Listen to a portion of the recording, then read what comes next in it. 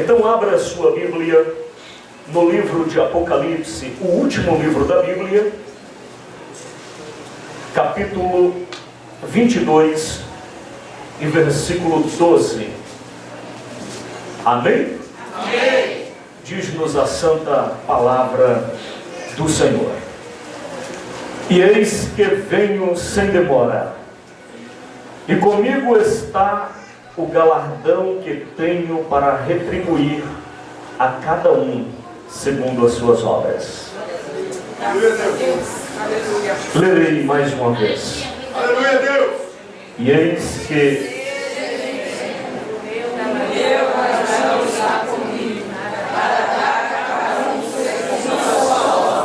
vamos fazer mais bonito. Amém? No 3. 3.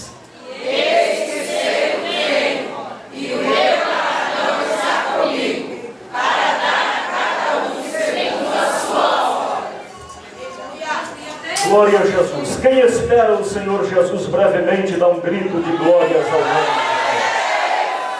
Aleluia. Então nessa fé, sente-se adorando ao Senhor. Amém? Meus amados irmãos, muito me alegra o fato da igreja ter escolhido um tema tão atual como este. Um tema tão atual quanto o dia de amanhã.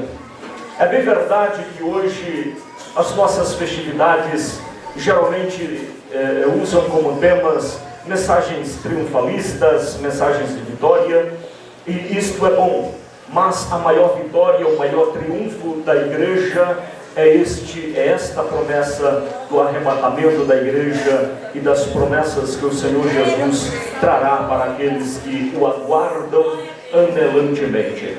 Então eu gostaria de considerar 2 pontos, apesar da brevidade do tempo. Temos poucos minutos para pregar a palavra do Senhor, e gostaria que você me emprestasse a sua atenção nestes próximos minutos, pois quero fazer 2 considerações bem interessantes a respeito deste assunto. A primeira é quanto à brevidade da vinda de Jesus, e a segunda é sobre a recompensa que ele tem para aqueles que o anelam.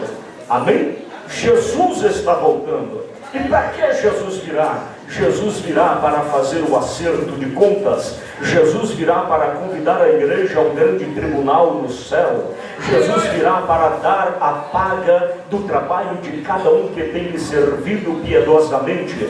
Jesus virá para trazer coroas de recompensa a cada irmão e cada irmã que tem no Senhor a sua esperança. Então, dentro deste aspecto eu quero fazer algumas considerações. A primeira então é: Jesus está voltando. E este fato da vinda de Jesus é um fato que está em toda a Sagrada Escritura. Somente o Novo Testamento nos apresenta mais de 300 menções. Ou seja, por mais de 300 vezes o Novo Testamento nos diz: Jesus está voltando. Há nas Escrituras uma verdade bem enfatizada, que para enfatizarmos uma verdade basta termos 2 ou 3 testemunhas. Contudo, para enfatizar a verdade de que Jesus está voltando, nós temos mais de 300 testemunhas em toda a Sagrada Escritura. O assunto recebe uma importância tão grande no Novo Testamento que nós temos epístolas inteiras sendo dedicadas a este assunto. Epístolas como 1ª e 2ª Tessalonicenses dedicam-se a este assunto. Capítulos inteiros como Mateus 24, 25, Marcos 13, também são dedicados ao assunto. Somente o apóstolo Paulo refere-se à questão umas 50 vezes. O apóstolo Paulo está pregando e ao mesmo tempo que está falando, Jesus morreu por nós, Jesus ressuscitou. Ele está dizendo: esse mesmo Jesus está voltando, ele breve virá e tem uma recompensa para aqueles que o esperam. Com esse mesmo entusiasmo, o escritor aos Hebreus também vai dizendo: meus irmãos, Jesus está voltando, só falta um pouquinho de tempo, e aquele que viverá e não tardará, Jesus está voltando. Mas analisamos que Ao mesmo tempo que as Escrituras dizem-nos que Jesus está voltando, algumas destas palavras nos diz que ele virá secretamente como um ladrão e ninguém o verá, exceto aqueles que forem arrebatados. Outra palavra no mesmo contexto nos diz que ele virá de forma pública e todo olho verá. Algumas destas referências nos diz que ele virá sobre as nuvens do céu e a igreja será pelo Espírito Santo levada ao seu encontro. Outras referências, contudo, nos diz que ele virá visivelmente e a igreja virá com ele, e ele virá sobre o Monte das Oliveiras e ali travará uma grande batalha como um general que não perde nenhuma peleja para livrar e salvar Israel das mãos do anticristo. Então nós temos aqui algumas observações acerca da segunda vinda de Cristo, que se dará certamente em duas fases distintas. E na primeira fase nós poderíamos pensar em Mateus 24, 36 e 43. Nesta referência, o mundo não será testemunha ocular, ou seja, Jesus virá arrebatar a igreja vai sumir deste mundo, a igreja vai entrar no céu, e o mundo não verá isto, apenas perceberá a ausência de um povo adorador, de um povo que faz barulho de adoração, de um povo que sai nas ruas pregando, Jesus está voltando, nós estaremos de passagem comprada. O mundo não será testemunha ocular, mas o mundo sentirá a ausência da igreja. Na segunda fase, conforme está em Apocalipse, capítulo 1, versículo 7, e em Judas 14, nessa segunda fase, todo olho verá, porque Jesus virá visivelmente, e com ele os seus santos, a sua igreja. Quem crê e recebe essa palavra, faz barulho de adoração. Na primeira fase, esse encontro será nas nuvens. Na segunda fase, o encontro será no Monte das Oliveiras. Na primeira fase, os santos serão arrebatados. Mas na segunda fase, os santos descerão com o Senhor. Na primeira fase, haverá grande júbilo, grande alegria para aqueles que o esperam. Mas na segunda fase, haverá profunda lamentação daqueles que ficaram. Na primeira fase, os incrédulos serão deixados. E na segunda, os incrédulos serão destruídos, porque o Senhor virá para estruturar o seu reino milenial aqui na terra. Então estas duas fases, nós temos o interlúdio de 7 anos. Jesus virá, e quando Jesus arrebatar a igreja, 7 anos depois ele voltará com a igreja. Nesse período de 7 anos, o mundo estará sofrendo a grande tribulação, mas nesses 7 anos, a igreja estará festejando com o Senhor nas bodas do Cordeiro. Em 7 anos, 3 coisas acontecerão no céu. No céu acontecerá a grande recompensa da igreja. No céu acontecerá as bodas do Cordeiro. No céu ocorrerá a ceia do Senhor, porque ele disse que não tomaríamos do fruto da vide com ele até aquele dia em que ele pessoalmente tomará conosco na grande mesa preparada lá no céu. Quem espera esse dia mais uma vez, faz barulho de adoração e agradece ao Senhor. Pois bem, as Escrituras nos enfatizam com muita veemência que o Senhor Jesus está voltando. Mas sempre surge aquela curiosidade: quando será estas coisas? Quando acontecerá? Há tanto crente que diz assim: olha, eu acho que Jesus não vem mais não. Faz tanto tempo que ele disse isso que eu acho que ele já esqueceu desse negócio. Mas eu vim aqui para dizer, ele está voltando. Contudo, esta curiosidade não é somente sua. Em Mateus capítulo 24, versículos 3 a 12, quando os discípulos lhe perguntam, dizendo: mestre, diga-nos quando ocorrerão estas coisas, Jesus faz um resumo dos sinais e nos diz assim: acautelai-vos que ninguém vos engane, Porque muitos virão em meu nome dizendo, eu sou Cristo, e enganarão a muitos, e ouvireis de guerras e rumores de guerras. Olhai, não vos assusteis, porque é mister que isto tudo aconteça.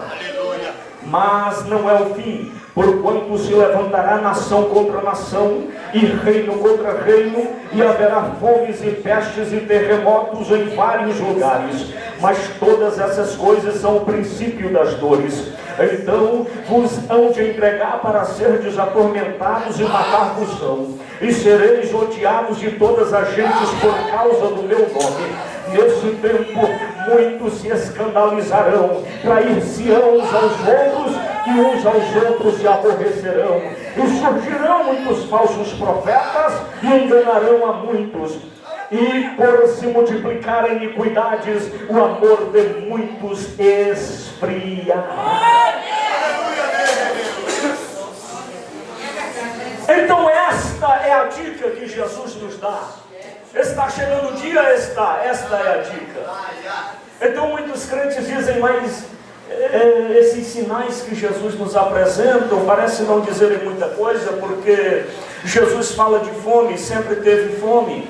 Jesus fala de guerra e sempre teve guerra. Quando menciona-se uma família na terra, já teve ali uma guerra, um irmão matou o outro. Jesus fala de falsos profetas, sempre existiram falsos profetas. Jesus fala de falsos cristos, sempre existiram falsos cristos. Jesus fala de iniquidade, sempre existiu iniquidade. Jesus fala de frieza espiritual, sempre houve frieza espiritual. Então, o que de fato Jesus está querendo nos dizer?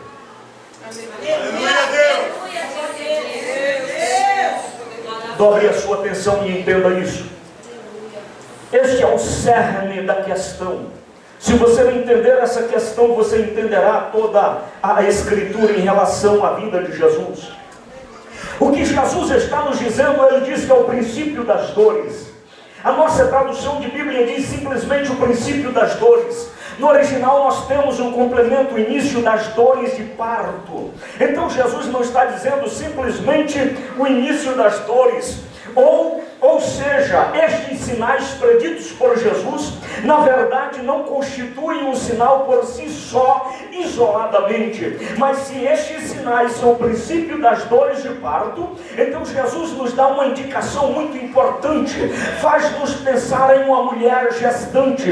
Uma mulher gestante, se ela sentir algum desconforto no início da sua gestação, não significa que a criança já está nascendo, mas conforme avança o processo, no final da sua gestação, as mesmas contrações, elas recebem dois agravantes. Essas contrações se tornam mais frequentes e mais intensos. Quando as contrações se tornam mais frequentes e mais intensos, quer dizer que a criança está para nascer. E conforme se aproxima, aquelas contrações que viriam de hora em hora, agora já são a 10 minutos, já são a 5 minutos. E isso indica, a criança já está nascendo. A criança já está nascendo. E o que Jesus está dizendo não é, quando você vê alguém passando fome, significa que eu estou voltando. Jesus não está dizendo isso.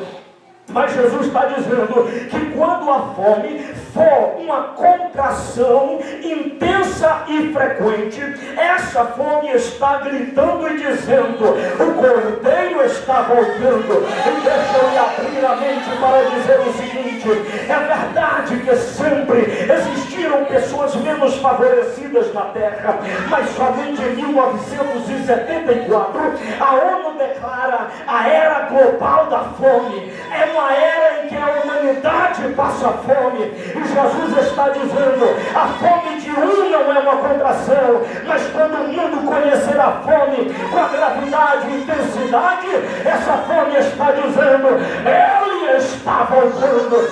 Jesus nos diz, quando a guerra se apresentar, se uma guerra se apresentar, não significa que eu estou voltando, mas quando a guerra for intensa e for frequente, significa que essas dores de parto estão em evidência e o Cordeiro está voltando. Então a ONU nos diz que em 5.500 anos aproximadamente, o homem já realizou quase 15 mil guerras oficiais, Quando nós lemos jornais ou assistimos, não se fala de outra coisa senão das guerras. São guerras e rumores de guerra, ameaças de guerra, guerra de nação contra nação, de pessoas contra pessoas. Então Jesus está dizendo, quando este sinal, a guerra for uma contração intensa e frequente, isto é sinal que eu, Jesus, estou voltando. Ele nos fala de outra contração, dizendo, ficai atento com os falsos profetas, porque um falso profeta sozinho não diz muita coisa. Mas quando essa contração de falso profeta for intenso e frequente, significa que eu estou voltando. Ei, eu chamo-lhes a atenção para dizer-lhes, nunca houve na terra uma população de falso profeta tão grande. É falso profeta para tudo que é lado. E Jesus está dizendo, fica atento quando essa cambada aumentar.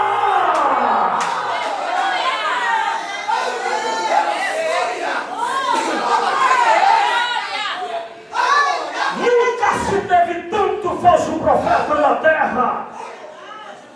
Nunca se teve tantos falsos pastores na terra. Nunca se teve tantos falsos profetas na terra. E Jesus está dizendo, ei, quando vê um pastor causando escândalo, não saia da igreja, comece a adorar, porque a hora está chegando. Jesus está dizendo, quando você vê um profeta mentiroso se levantando dizendo, assim diz o Senhor, quando o Senhor não estiver dizendo nada, não se escandaliza, começa a adorar, está chegando.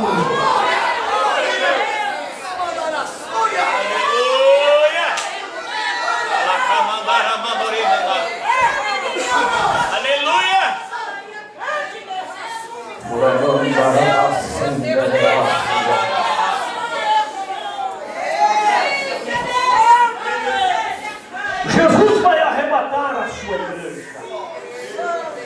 O termo arrebatar significa tirar de um lugar para o outro com muita força, com muita intensidade, com muita rapidez. Tirar de uma dimensão inferior para uma superior. Ou seja, tirar você da terra para morar no céu. Quando isso vai acontecer? Pode ser hoje.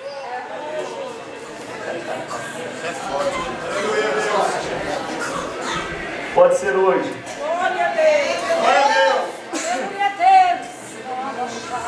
Pastor, mas Paulo disse que poderia ser nos dias dele, disse. Não afirmou, mas poderia ser. E Jesus não veio, e aí? Paulo foi, está lá com Jesus. Os pais da igreja disseram que Jesus estava voltando, Jesus não voltou, e aí? Eles foram, estão com Jesus. Está entendendo? Pastor, dá para garantir que o arrebatamento será na nossa geração? Não dá. Afirmar isso é entrar no catálogo dos falsos profetas que haveriam de vir. Mas dá para dizer a você que as contrações das dores de parto estão intensas e frequentes. Você liga a televisão, é violência e violência. Tem crente que assiste programas de televisão e diz assim, meu Deus, eu vou arrumar minha malinha e voltar para a minha terra, porque aqui está muito violento. Aí quando chega lá está pior do que aqui. Então o Espírito Santo manda dizer, não arruma a malinha hoje, desfaça a bagagem, porque ele tem um plano de volta para a minha terra. Mas a terra que você vai mudar é a terra celestial. Quem é que espera e acredita nisso? Levanta a mão e adora o Cordeiro que está voltando. Aleluia. Aleluia, aleluia. Eu sinto que o Espírito Santo está nesse lugar e está falando. Aleluia, aleluia, aleluia. O Senhor falou que enquanto eu estivesse pregando, o Senhor estaria curando o crente.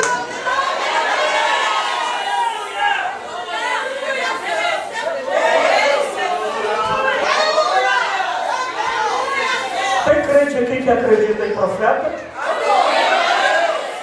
O Senhor falou, enquanto você estiver pregando, eu vou estar curando os crentes.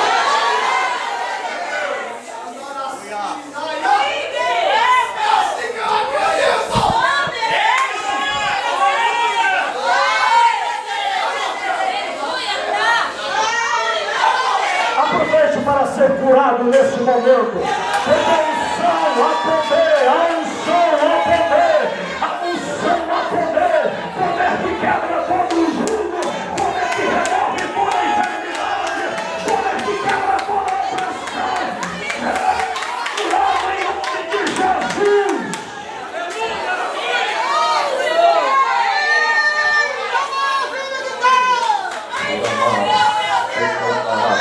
Vai curando, Jesus.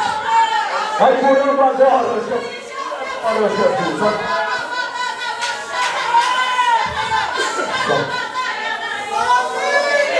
Seja curado agora em nome de Jesus. Seja curado agora em nome de Jesus. Em nome de Jesus, esse diabetes está sendo repreendido agora. A hipertensão está sendo repreendida agora. Toda doença nos músculos, nos ossos, nos nervos, seja repreendido em nome de Jesus de Nazaré.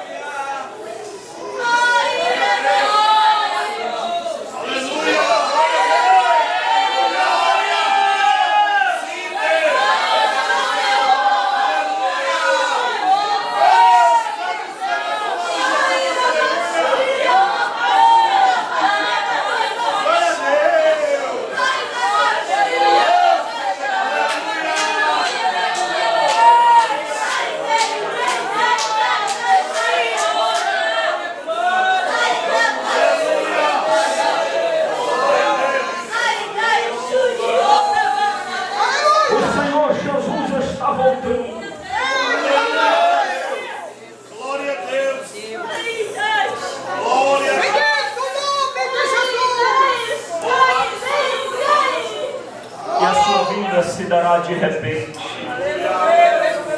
Você pode estar adorando.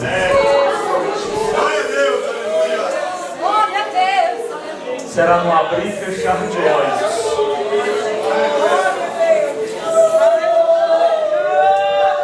Sabia que tem crente que vai ficar no arrebatamento durante o culto? É lamentável. Mas tem crente que no arrebatamento vai ficar, quando olhar toda a crentaiada foi embora e ele ficou lá sozinho. Porque nem no culto consegue agora.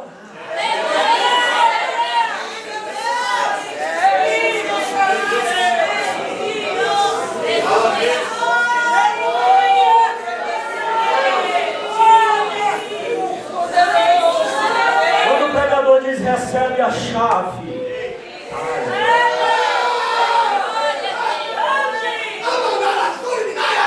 a chave que Jesus tem hoje é a chave da glória.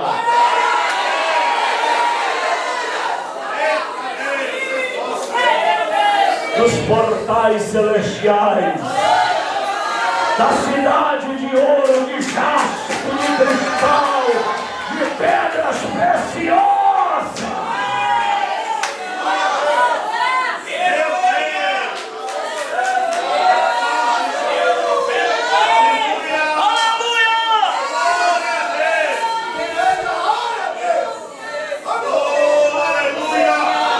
Algumas coisas acontecerão no arrebatamento. Apesar da brevidade, a primeira delas será ouvir um grande alarido.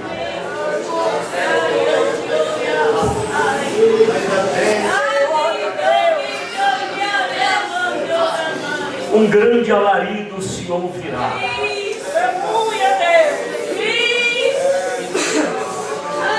O Senhor Jesus disse assim: os santos, os que dormem, ressuscitarão ao som da minha voz. Lázaro, nos dias de Jesus, estava lá dormindo. E Jesus diz assim: Lázaro, vem cá, levanta. Ressuscitou ao som da voz. Mas Lázaro morreu de novo. Aí Jesus diz que a igreja ressuscitará ao som da voz do Senhor. Qual é o seu nome? Qual é o seu nome? Maria, José, Antônio, Francisco. Se já tiver partido para o Senhor, ressuscitará o som da voz. Aqueles que já partiram ouvirão suavemente: Antônio chegou. Levanta, porque chegou o dia de triunfar sobre a morte e o inferno.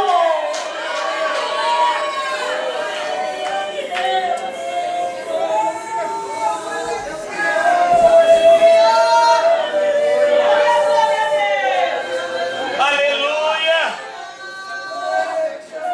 Pastor, mas eu quero estar vivo no arrebatamento. Sabe o que Jesus disse para os que estiverem vivos? Ouvirão uma trombeta. Trombeta na Bíblia, meu amigo, é mencionado mais de 81 vezes. Mais de 80 vezes. 81 vezes, mais precisamente. Quando se toca uma trombeta, o povo é chamado para a guerra. Quando se toca uma trombeta, o povo é chamado para a festa. Mas essa trombeta é um convite para uma grande festa.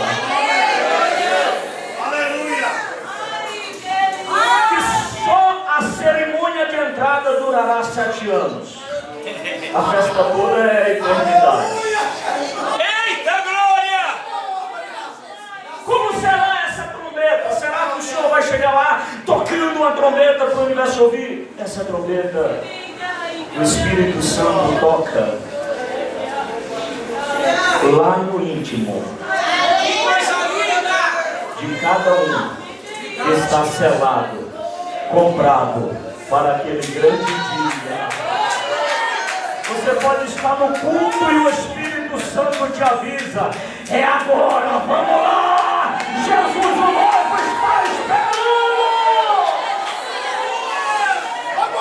Você pode estar lá no teu trabalho e essa trombeta vai tocar: está chegando a hora, o Cordeiro te espera. Você pode estar dirigindo o teu automóvel e a trombeta pode tocar. Pastor, e aí o carro fica para quem ficar. Mas a igreja vai voar, não de carro, não de avião, mas nas asas do Espírito de Deus. A terceira coisa ocorrerá nesse rapto. Ouviremos a voz do arcanjo. O arcanjo aparece pouquíssimas vezes na Bíblia. Ele recebe nome, é o Miguel, é um chefe dos anjos. Entre o eterno e os anjos está esse anjo, que é uma espécie de general de todo o exército do Senhor. Ele aparece na Bíblia em algumas situações. Quando Daniel se propõe a orar, na ocasião em que ele ora 21 dias, não é que ele faz uma campanha de 21 dias.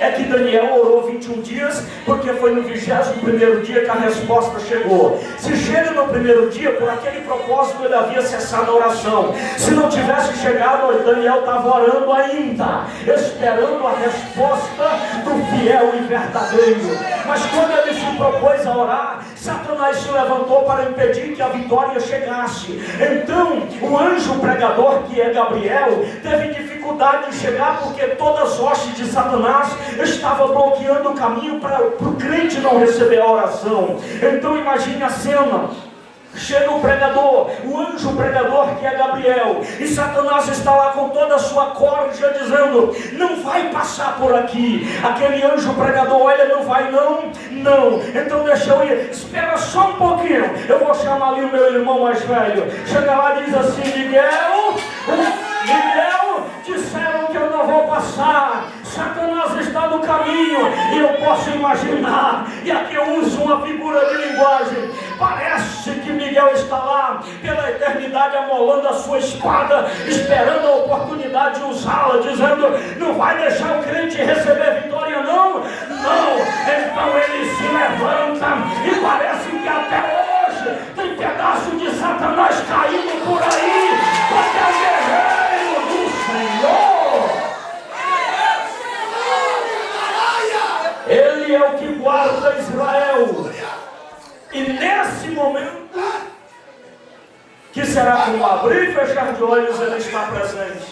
E ouvir a voz do arcanjo. Por que esse anjo estará presente? Pensa comigo. Satanás já deu mole para você alguma vez? Hã? Não, não? Uma vez alguém disse assim: pastor, eu vi o diabo, ele disse que odeia você. Não tem nenhum sentimento contrário de minha parte a respeito dele. Agora, se dissesse que era meu amigo, corre para o Calvário. O negócio está feio, a casa está bagunçada. Satanás nunca foi seu amiguinho, sempre tentou atrapalhar a sua caminhada. Agora imagine que no arrebatamento será a última tentativa dele em parar você. A Bíblia diz que ele está nas hostes celestiais. Há uma camada de demônio aqui na atmosfera. A nossa morada está lá em cima. A igreja está aqui embaixo. Está conseguindo acompanhar o raciocínio? Quando o Senhor se levantar para arrebatar a igreja, Satanás não vai perder a última oportunidade de fazer bloqueio. Então o Senhor diz assim: general, vai na frente. Miguel vai esculhambar toda a corja de demônio e Satanás. Eles que caíram lá da glória para as regiões celestiais, nessa ocasião cairão para a terra e depois para o abismo. O caminho dele é para baixo, mas o da igreja é para cima. Então o arcanjo vai na frente, limpa o caminho e a igreja passa triunfantemente. E quando a igreja encontrar Jesus nas nuvens do céu, eu gostaria de pregar pelo menos até as 2 da manhã essa mensagem. Mas eu vou ser obediente ao horário que foi me passado. Quando a igreja chega às nuvens do céu, Salmo 24 diz assim: como a igreja está com Cristo noivo, olha para a eternidade e dá um brado, assim, um cântico de vitória, dizendo: levantai, ó portais eternos, a vossa cabeça, porque vai entrando o Rei da Glória. Parece que um grupo de anjos que estão lá bradam assim: mas quem é esse Rei da Glória? A igreja diz: é o Senhor poderoso na batalha. Ele é o Rei da Glória. Então levantai, ó portais eternos, a vossa cabeça, porque está entrando o Rei da Glória. A igreja entrará.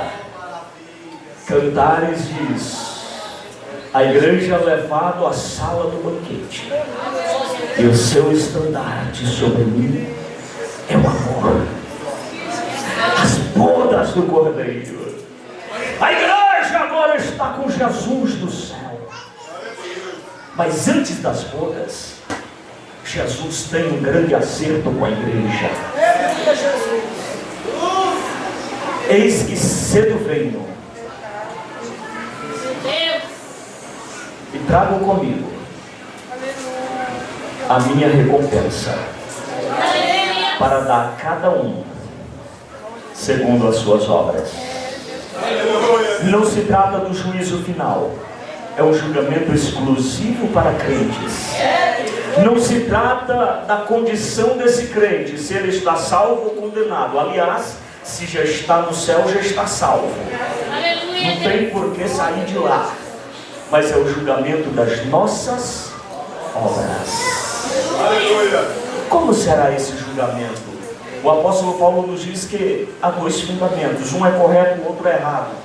No fundamento correto, Cristo. Quem estruturar sobre este fundamento as suas obras será como ouro, prata preciosa. Ou seja, prata e pedras preciosas. Ouro, prata, pedras preciosas. Quem estruturar a sua obra, o seu ministério sobre fundamentos errados, será como madeira, feno e palha. E ele nos alerta dizendo, e esse tribunal, nós não teremos advogado, só um juiz que é o Senhor Jesus.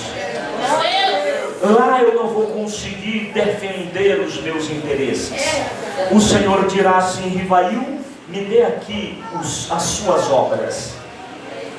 E Ele vai pegar as minhas obras, materializar as minhas obras e vai colocá-las no fogo. Fogo é um símbolo de justiça, o fogo não mente. Se colocar palha no fogo, queima. Se colocar madeira no fogo, queima. Se colocar capim no fogo, queima e se desfaz. E o que passar com este fundamento será salvo como que escapa de um incêndio, somente com a roupa do corpo. Você não entendeu muito bem, deixa eu aclarar. O Senhor está dizendo assim, há muitos que pregam e pregam muito, mas pregam com fundamento errado. Há pregadores que dizem assim, a minha agenda é lotada, eu prego todos os dias de janeiro a dezembro. Por quê? Para ser o mais concorrido entre os pregadores. Pode ser que trate-se de palha. Eu canto todo dia, por quê? Porque eu gosto do aplauso da igreja. Eu invisto muito em marketing no meu ministério. Para quê? Para ser conhecido, famoso e aplaudido. Prego, canto e sou a maravilha. Por quê? Porque o cachê é bom. Se tiver cachê eu prego, se não tiver eu não prego. Se tiver cachê eu fecho a agenda para cantar, se não tiver eu vou pro shopping passear.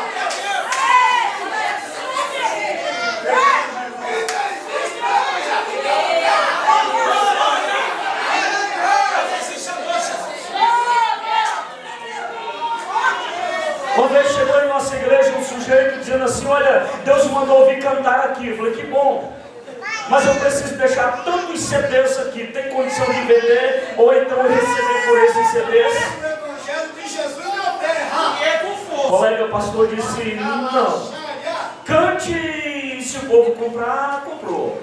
Não, então assim eu não posso ficar, eu vou cantar em outro lugar. Mas Deus não mandou cantar aqui? Então eu canto, eu prego, eu fecho a agenda, porque eu preciso do cachê. Sem cachê não tem pregação, sem cachê não tem louvor, sem cachê não tem agenda. E tem mais, que tamanho que é a igreja? Olha, a igreja cabe 100 pessoas, 100 pessoas é 100 cifra, cada crente é uma cifra, 100 pessoas vai dar um cachê pequeno, a oferta vai ser pequena, eu vou ficar em uma que tenha pelo menos 1000 pessoas.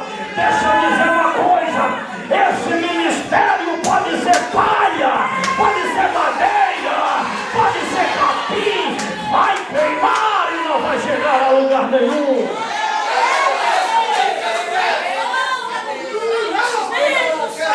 Nesse grande dia o Senhor nos diz, tem pessoas que pregaram e cantaram 10 anos, 20 anos, 50 anos, mas quando colocar as obras lá, Uma parte será orgulho ministerial. Queimou, paia. Outra parte era o grande anseio para ter a maior igreja da cidade. Já teve, paia. Outra parte era só os aplausos. Já recebeu, paia também.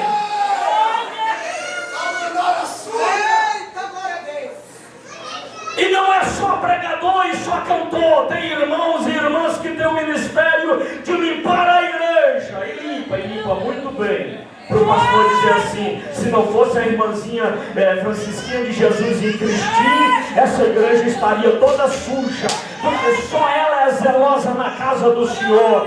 Se for só para isso, palha, madeira, capim também vai ser queimado. Mas o meu Jesus alegra o meu coração dizendo assim: tem crente que foi um excelente pregador, um excelente cantor, um zeloso arrumador da igreja, um excelente ofertante, mas quando olhava para dentro dele, porque ele fazia tudo isso? Tinha pregadores que quando iam dormir de noite estavam tão cansados, tão fadigados, e quando o Espírito pergunta: vem cá, por que esse sacrifício todo? Há pastores, há pregadores que deitam em casa fadigado, a consciência lhe acusando, dizendo: você pregou muito, você apacentou muito, mas não deu tempo para a tua família, não deu tempo para os teus filhos. Por que tanto esforço? Por que tanto sacrifício?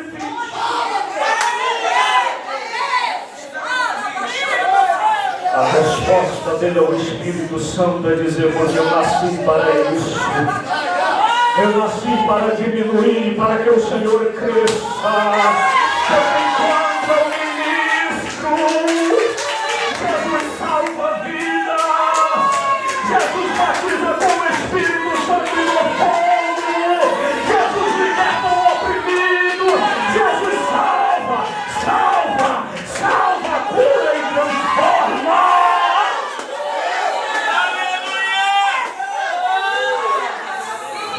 Quem são os obreiros, os trabalhadores de Jesus? Levanta as suas mãos. Deus, que a tua motivação seja verdadeira.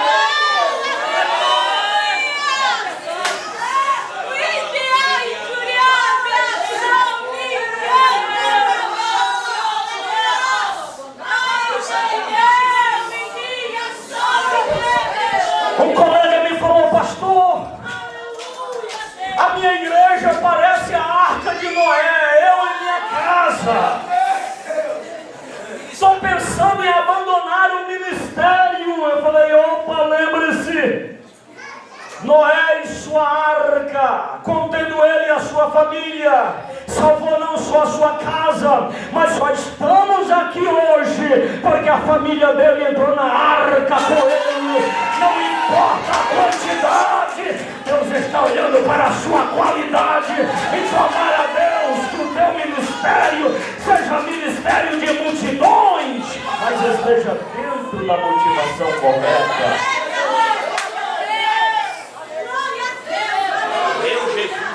O Senhor vai julgar a qualidade das nossas obras, e o Senhor vai julgar a motivação das nossas obras. O Senhor vai julgar a nossa conduta cristã, porque nós nos relacionamos. Porque eu sou amigo do pastor Rômulo. O Senhor vai sondar para os relacionamentos cristãos serão julgados. O Senhor, eu era amigo dele porque ele estava sempre me convidando, abençoando o ministério. Então, vem cá, pastor, é uma sombra, vem cá, profeta. Esse aqui é uma árvore que dá sombra. É conveniente ficar perto. Se é amigo de um homem desse, com certeza logo eu recebo a unção pastoral. Então eu vou ser amigo desse homem, mais amigo do que amigo. Amigo que é mais chegado do que um irmão. Mas nesse caso, não se trata de irmão, se trata de interesse. Esse homem é um cabide para o meu ministério. Ei, Jeová está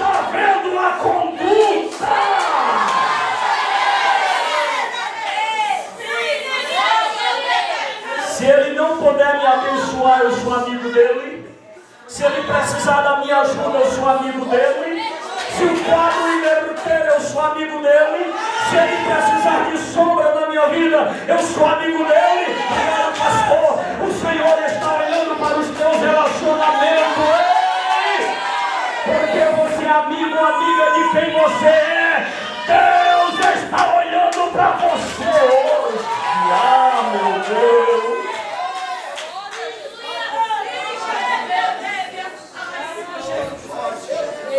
Fique de pé. Glória a Deus.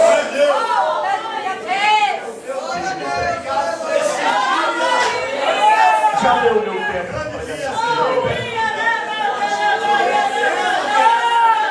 Aleluia!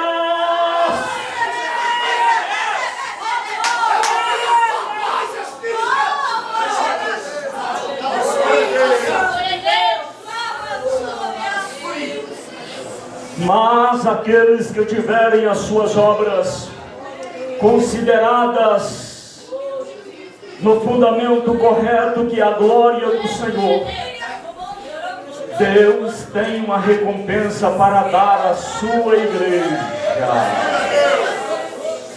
Aquele que teve a motivação errada, olharemos para ele e a carinha de tristeza. Puxa vida.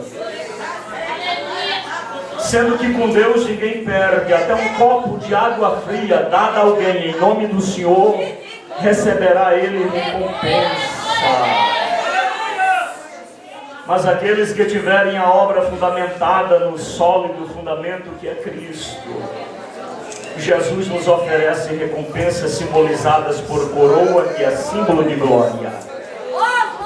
Em Tiago capítulo 1, Apocalipse 2:10, nós temos a primeira coroa como símbolo de recompensa da igreja.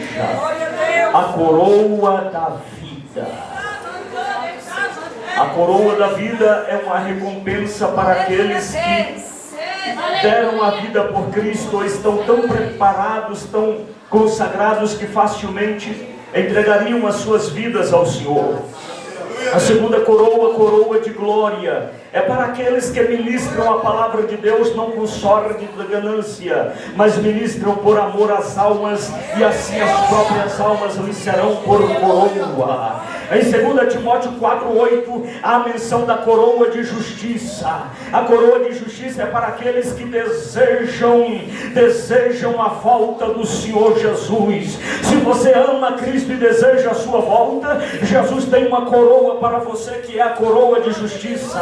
A última coroa é a coroa incorruptível, a coroa daqueles que venceram o mundo pelos frutos do Espírito, que rejeitaram os frutos da carne, mas andaram segundo o Espírito de Deus. E cada crente em Jesus receberá uma coroa de glória, e por toda a eternidade eu olharei para você, você olhará para mim. Eu vou ver sobre a sua coroa, sobre a sua cabeça, uma coroa de glória. Vou olhar para o meu amigo e dizer: olha, nessa identificação o Senhor está me dizendo que você foi um ganhador de almas. E vou olhar para o outro e dizer: que coisa linda, a tua coroa, a tua identidade, a identidade daqueles que amavam ao Senhor e desejavam um grande encontro. Oh meu Deus, quantos desejam encontrar-se com Cristo?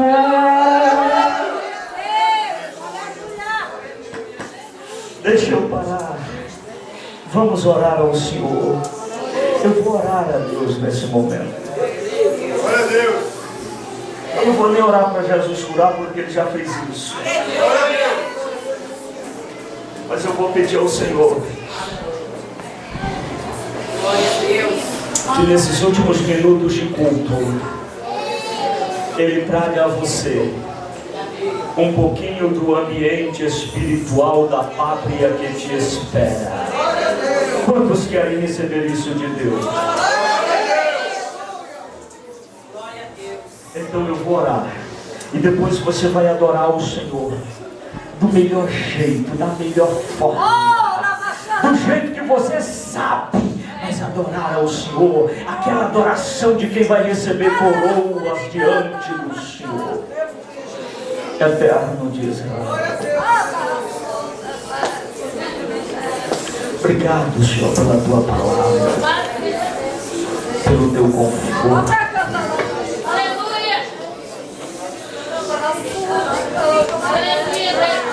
Pela renovação da fé, do ânimo. Porque a partir de hoje, Senhor, esse crente vai trabalhar mais na tua obra. E o trabalho terá o fundamento correto. E esse direcionamento correto gerará esse crente grandes recompensas. Meu Senhor, agora ministra sobre a tua igreja. Traga sobre nós um pouco do ambiente espiritual da pátria que nos espera.